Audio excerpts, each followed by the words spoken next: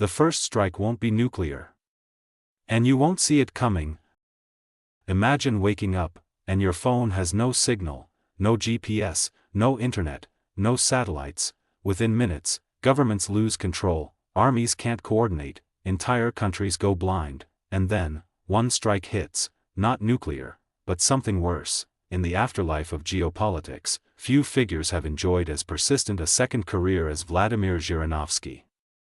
Dead since 2022, he continues to trend with unnerving regularity, less as a statesman than as a kind of Slavic Nostradamus for the algorithmic age.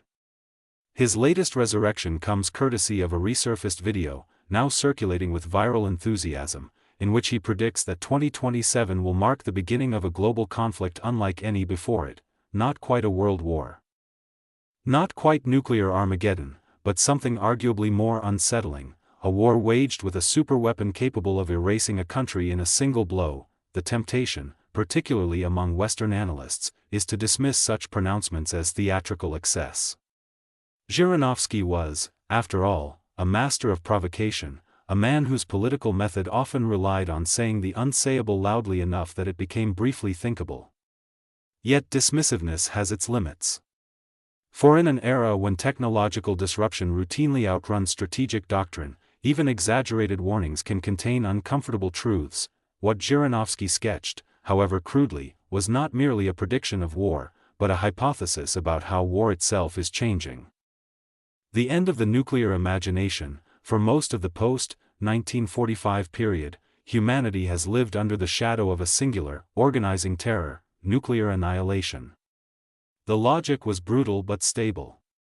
Nuclear weapons were so destructive that their use would guarantee mutual ruin. Deterrence, therefore, worked precisely because war at that scale was unwinnable. Zhirinovsky's provocation lies in suggesting that this logic may be eroding. He explicitly rejected the idea of a conventional nuclear exchange, no mushroom clouds blotting out continents, no cinematic apocalypse. Instead, he described a more contained but no less devastating conflict, enabled by a weapon surpassing nuclear arms in its ability to produce decisive outcomes without triggering universal retaliation. This is not as far-fetched as it sounds. The 21st century has quietly assembled the components of such a paradigm shift. Hypersonic delivery systems compress decision-making from time to minutes. Cyber weapons can cripple infrastructure without a single explosion. Directed energy systems, orbital capabilities, and AI-assisted targeting promise unprecedented precision, and, potentially, unprecedented asymmetry. The result is a strategic paradox: weapons that are more usable because they are less visibly catastrophic, yet potentially more destabilizing because they lower the threshold for conflict. If nuclear weapons made total war unthinkable, emerging technologies may make limited but decisive war all too conceivable. The geography of erasure. Among the more lurid details of Zhirinovsky's prediction is the claim that a small country in southern Europe could be wiped out entirely in a single strike. He did not specify which country, nor the mechanism of destruction, leaving a vacuum eagerly filled by speculation: Serbia, Kosovo, even the frozen fault lines around Transnistria. It is tempting to treat this as mere melodrama. Yet the specificity is revealing.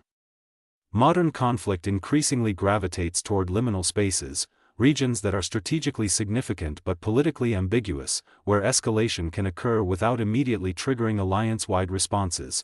The Balkans, long Europe's geopolitical fault line, fit this description neatly. So do other gray zones across the Eurasian periphery.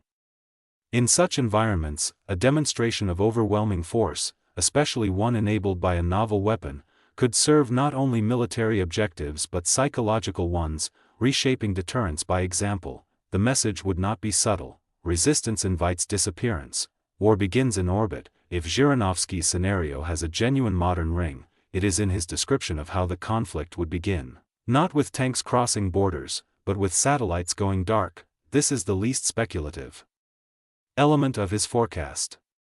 Contemporary militaries are deeply dependent on space-based infrastructure for navigation, communication, reconnaissance, and targeting. Disable those systems, and even the most advanced armed forces are reduced to confusion. The phrase he used, "you become blind and deaf," captures the essence of what strategists increasingly call digital paralysis. Remove GPS, disrupt satellite communications, degrade orbital sensors, and entire command structures begin to unravel. Units cannot coordinate.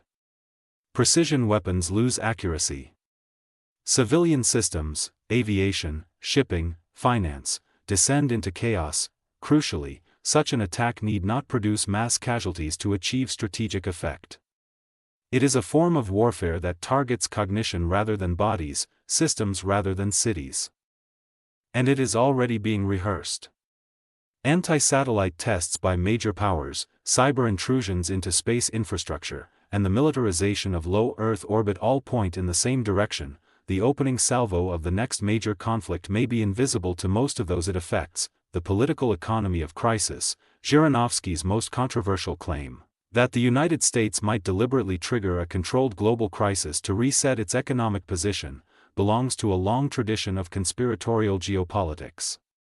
It is also, in its own distorted way, an attempt to grapple with a real problem, the relationship between debt, power, and disruption. The United States, still the world's preeminent military power, carries a fiscal burden that would have seemed implausible a generation ago.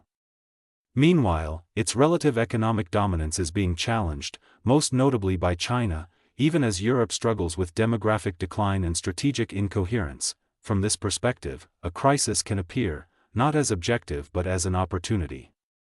Wars have historically reordered economic hierarchies, redistributed burdens, and accelerated technological change. The Second World War, after all, cemented American primacy even as it devastated much of the rest of the industrialized world. Yet to leap from this observation to the notion of a deliberately engineered global conflict is to misunderstand both the complexity and the risk. Modern economies are too interconnected, supply chains too intricate, and escalation dynamics too unpredictable for any actor to confidently manage a global crisis. If there is a lesson from recent history, it is not that great powers control crises, but that they repeatedly underestimate them.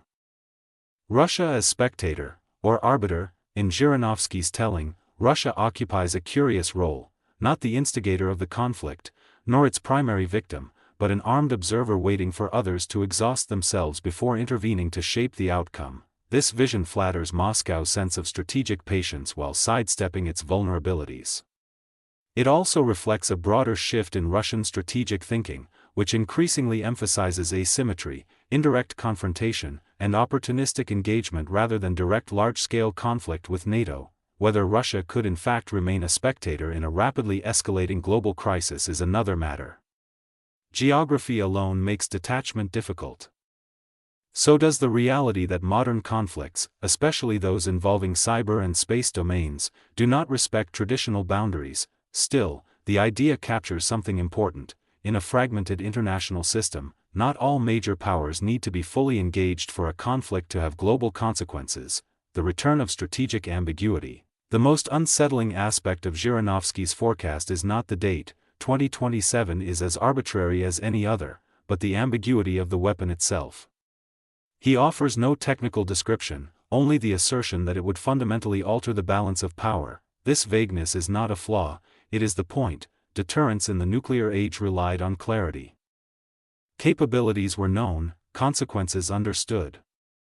The emerging strategic environment is the opposite, opaque, rapidly evolving, and characterized by capabilities that may be demonstrated only once, if at all, before their effects are felt. In such a world, uncertainty becomes a weapon.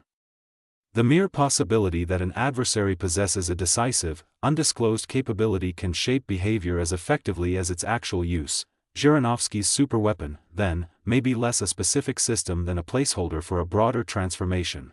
The shift from visible, measurable power to hidden, disruptive potential, the viral afterlife of prophecy, that this video has resurfaced now, attracting millions of views, is itself a geopolitical fact of sorts.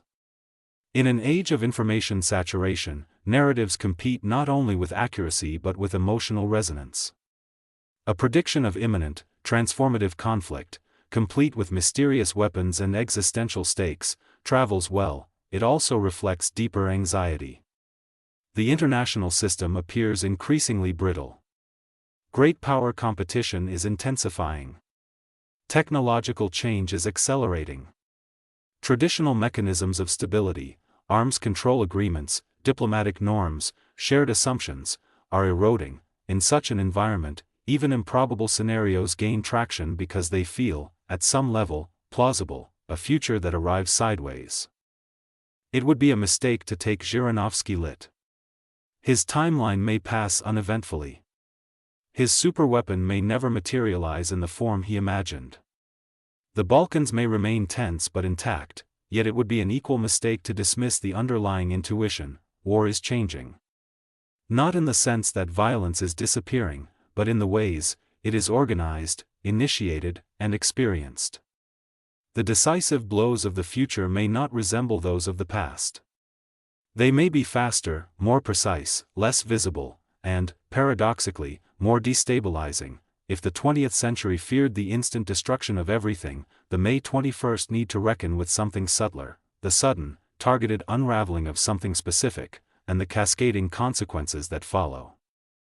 In that sense, Zhirinovsky's warning is less a prophecy than a provocation. It invites a question that policymakers would prefer not to ask too directly: what if the most dangerous weapon is not the one that destroys the world, but the one that convinces everyone it can?